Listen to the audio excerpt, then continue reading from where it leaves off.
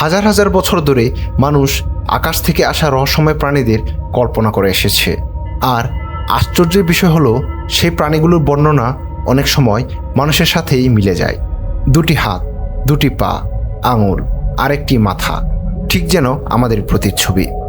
বিজ্ঞানীরা এই গঠনকে বলেন বাইল্যাটারাল সিমেট্রি, অর্থাৎ শরীরকে মাঝখান থেকে ভাগ করলে দুই পাশ একে অপরের প্রায় আয়নার মতো প্রতিফলন তৈরি করে। প্রকৃতিতে এই গঠন শুধু সুন্দরই নয়, অত্যন্ত কার্যকরও। কারণ এই ধরনের শরীর প্রাণীদের দেয় গতি, ভারসাম্য এবং দ্রুত চলাফেরার ক্ষমতা।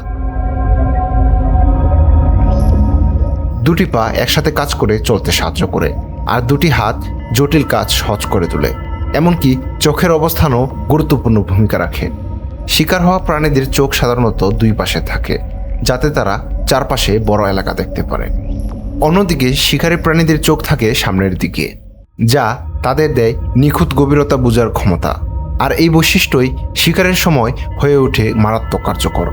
কিন্তু যদি সত্যি ভিনগ্রহের প্রাণীরা মানুষের মতো দেখতে হয়, তাহলে কি শুধু বাহ্যিক গঠনের মিল, নাকি আমাদের জিনের মধ্যে লুকিয়ে আছে কোনো অদ্ভুত সংযোগ?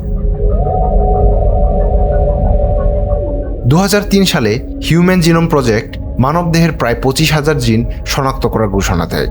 প্রথমবারের মতো বিজ্ঞানীরা মানুষের জেনেটিক নকশার পূর্ণ মানচিত্র হাতে পান। এরপর 2006 সালে সান্টা ক্রুজের ইউনিভার্সিটি অব ক্যালিফোর্নিয়ার গবেষকরা মানব জিনোমে একটি বিশেষ অংশ খুঁজে পান, যার নাম দেওয়া হয় HAR1। বিজ্ঞানীদের মতে এই জিন মানব মস্তিষ্কের উন্নত বিকাশে গুরুত্বপূর্ণ ভূমিকা রাখে এবং এটি মানুষকে অন্যান্য প্রাণী থেকে আলাদা করে তোলে। কিন্তু প্রশ্ন হলো, এই জিন এলো কোথা থেকে? এটি কি বিবর্তনের মাধ্যমে স্বাভাবিকভাবে তৈরি হয়েছে, নাকি এর উৎস পৃথিবীর বাইরের কোথাও? ডিএনএর গঠন আবিষ্কারে গুরুত্বপূর্ণ ভূমিকা রাখা ব্রিটিশ বিজ্ঞানী ফ্রান্সিস ক্রিক বিশ্বাস করতেন, এত জটিল জেনেটিক কাঠামো শুধুমাত্র কাকতালীয়ভাবে তৈরি হওয়া প্রায় অসম্ভব। তার মতে পৃথিবীতে প্রাণ ধারণের উপযোগী পরিবেশ তৈরি হওয়ার পর থেকে ডিএনএর মতো জটিল অণু স্বাভাবিকভাবে গঠিত হওয়ার জন্য পর্যাপ্ত সময় ছিল না। এই ধারণা বোঝাতে তিনি একটি বিখ্যাত উদাহরণ দেন। তিনি বলেন, যদি একটি ঝড় কোনো একটি জাঙ্ক ইয়ার্ডের উপর দিয়ে বয়ে যায়, তাহলে সেই ঝড়ের মাধ্যমে ডিএনএ অণু নিজে নিজে তৈরি হওয়ার সম্ভাবনার চেয়ে একটি সম্পূর্ণ কার্যকর জেট বিমান তৈরির সম্ভাবনায় বেশি।